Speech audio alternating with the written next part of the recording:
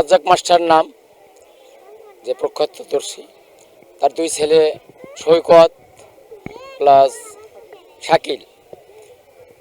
Razzak master রামদাও দিয়ে মনে করেন যে ওদেরকে অর্ডার দিছে যে এদের কোপা করে ফেলা।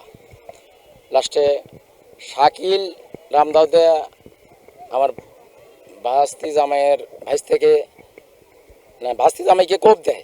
প্রথম রামদা বা চাইনিজ কুড়াইলো ছিল, সিনাই কোপ দেয়। সিনাই কোপ দেওয়ার পরে মনে করেন যে তার থেকে এগিয়ে যায়। তার থেকে মনে করেন যে ডাইরেক্ট ছুরি দেয়, পিছনে ঘাও দেয়। তার মনে লাঞ্চ ফোটা হয়েছে। এখনও আমি সিরাজগঞ্জ হাসপাতালে পাঠাই, সেখান থেকে রেফার করে দেয় যার লাঞ্চ ফোটা হয়ে গেছে। 6 ঘন্টার আলটিমেটাম টাইম দিয়েছিল ওখানকার ডাক্তাররা। আমি অ্যাম্বুলেন্স ভাড়া করে অক্সিজেন দিয়ে তাকে ঢাকা মেডিকেলে পাঠাই। সেখানে চিকিৎসারত অবস্থায় সে চিকিৎসা হয়েছে, কিন্তু এখনও আশঙ্কাযুক্ত 90% নিরাপদ না সে।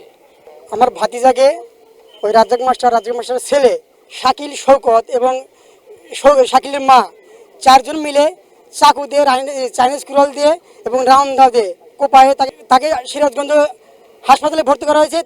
সিরাজগঞ্জ হাসপাতাল সদর হাসপাতাল জব দিয়েছে। তাকে 6 ঘন্টার মাধ্যমে আমরা ঢাকা পাঠাচ্ছি। ঢাকা মৃত্যুর সাথে পাঞ্জা লড়তেছে। এবং তো আমরা সুস্থ বিচার পাইনি। এবং 2 নম্বর আসামি ধরা পড়ছে। 3টা আসামি বাইরে আছে, ওরা অগ্রিম জামিন ধরছে, তারপরে আমাদের হুমকি দিতেছে। এবং শাকিল, শৌকত এবং শাকিলের মা, এই 3টা আসামি আমাদের হুমকি দিতেছে। আমরা তো মিথ্যে, আমরা তো লুকামো কোথায়? আমরা পলানে আসতে পারতেছি না। আমরা পলামো কোথায়? আমরা কোথায় বিচার পাবো? আমরা নির্জীবিত কোথায় পাবো? তাই আমার দাবি তারেক রহমান সরকার কাছে আমরা যাতে ন্যায্য বিচার পাই। আমি আমার স্বামীর ন্যায্য বিচার চাই।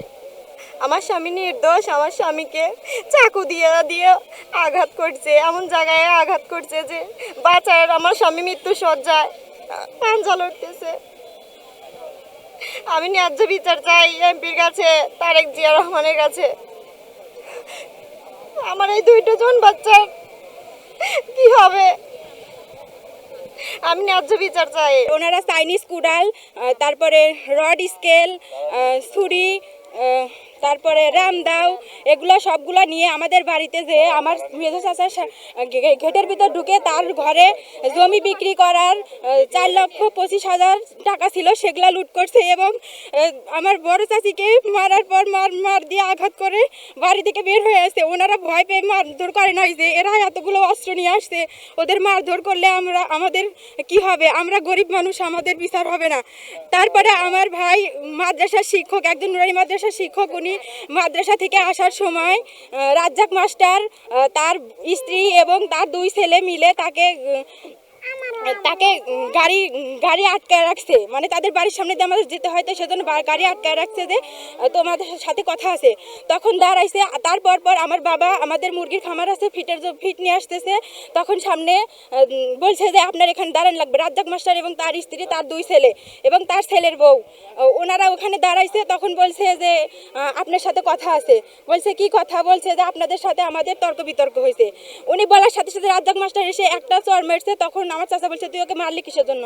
তারপরেই শাকিলের স্ত্রী মাইশা, সে এসে অস্ত্রগুলা ধীরে ধীরে বের করে দিয়েছে। আর তখন সবাই সৈকত চাইনিজ কুড়াল দিয়ে আমার চাচাকে পিঠে আঘাত করছে, কপালে আঘাত করছে।